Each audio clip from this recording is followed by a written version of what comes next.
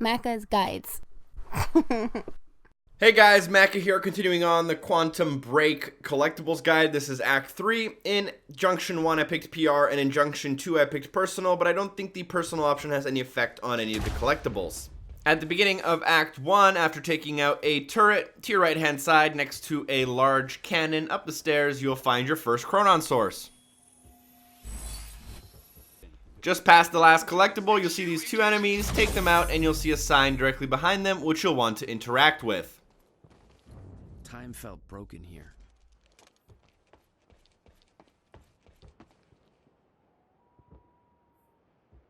From this sign, head back to where you entered the area in order to assemble a large cannon, which you'll need to do to progress through the story. Instead of going across the cannon, jump to the opposite side, where you'll jump up onto a ledge, which you can follow around back to find a Chronon Source.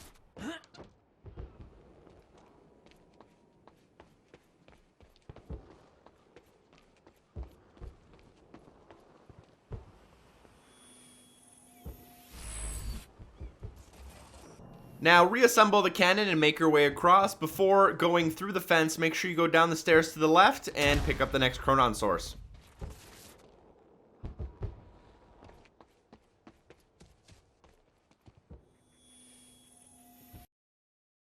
Once at the foot of the large radio tower, inside the booth, find your first narrative object. From there, make your way to the helipad behind the helicopter to find your fourth Chronon Source.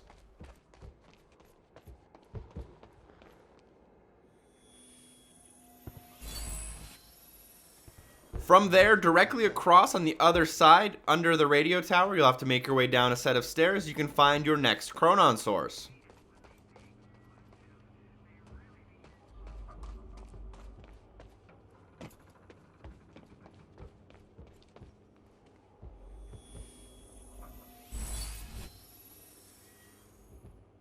Upon getting that Chronon Source, we'll want to head inside of the small one-level building, and once inside, we'll interact with the computer. This is the Quantum Ripple in this part, and it also will trigger narrative object number 3 of 17. It's the exact same item, trigger it to get both. One that presents new risks and new demands. Speech is streaming. Let's give Monarch the audience they deserve.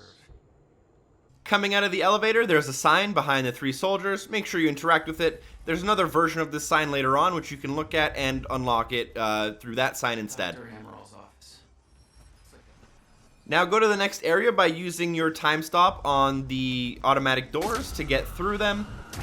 Sprint all the way to the far end of this hallway, then up the hallway and to the left to find Chronon Source number 6 of 8.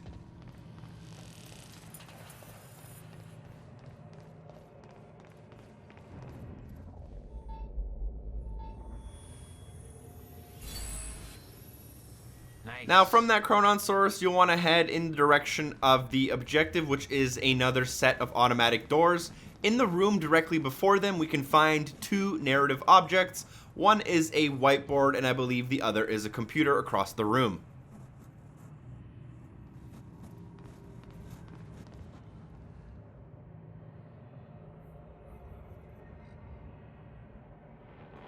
From here, continue to your objective, which, like I said previously, is this automatic door, which we'll need to time stop through. On the other side of this door, there are 2 enemies. I'm going to skip the battle completely, so just pretend you took them out. And then upon taking them out, I'll quickly show you 2 things here. So there's a sign to my left, which actually does trigger a little bit of narrative. This is the same sign that we inspected before. So although it does trigger different narrative and different dialogue, it doesn't count as a collectible.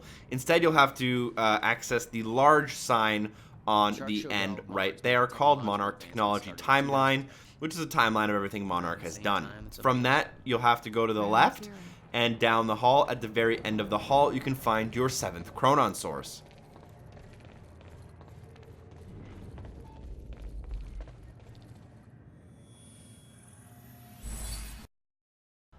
So once you make your way inside of the offices, there are probably like 12 collectibles that are all very, very close to each other. First, I'm going to show you 7 in a row.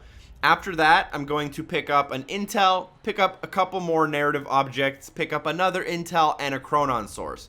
Like I said, I think there's about 10 to 12 total collectibles in this area, as well as intel and Chronon sources and narrative objects. Make sure you're picking up all of them. There's also a harness for Beth, which you'll need to pick up in order to progress the story, as well as unlock an achievement, which is extra for picking it up the first time you're playing through.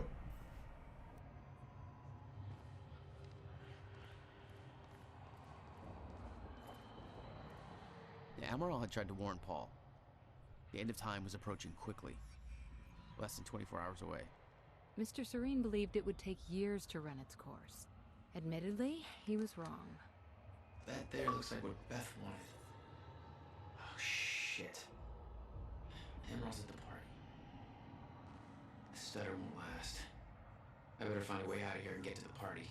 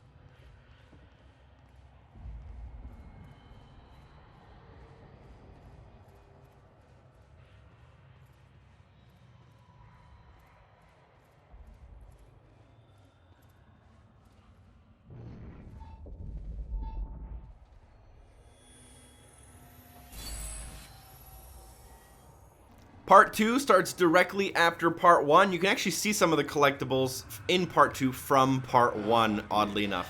But as soon as you start in the left-hand side room, there's one collectible on one side of the desk and another one on the other side of the desk.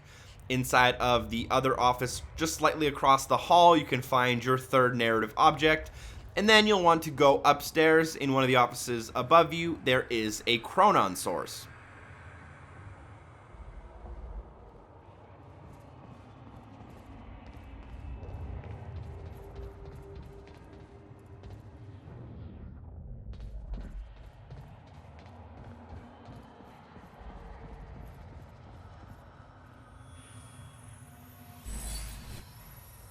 From this Chronon Source, proceed to your objective at the bottom of the stairs. Scan the room in order to find your second Chronon Source.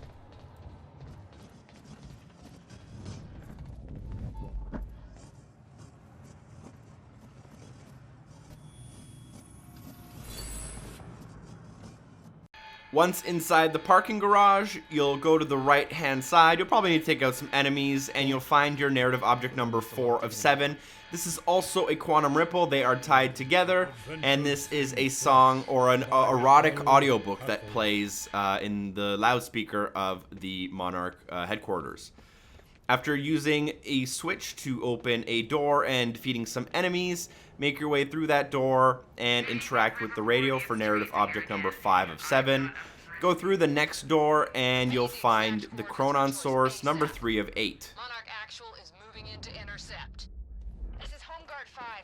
Just spotted him entering the tunnel system outside the party grounds. Beth? From this Chronon Source, make your way up one set of stairs, then another set of stairs, and then just keep climbing the stairs, and at the very top of one of the sets of stairs, you'll find Chronon Source number 4 of 8, even though it's a little bit out of the way of your objective. After making your way to the gala / party, inside of the car, find narrative object number 6 of 7, and then near the stage, find Chronon Source number 5 of 8.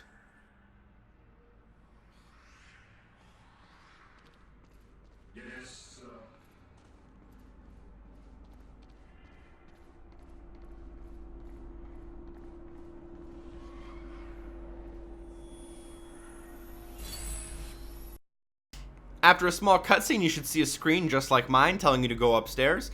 Before we do that, directly behind us, we'll find an intel, which is Fiona's cocktail sword on the table. And right next to that, we can also find Chronon Source number 6 of 8.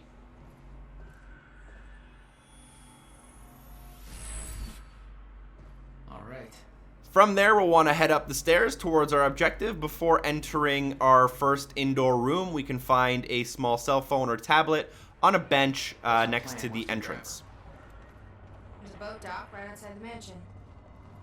Okay, we can make that work.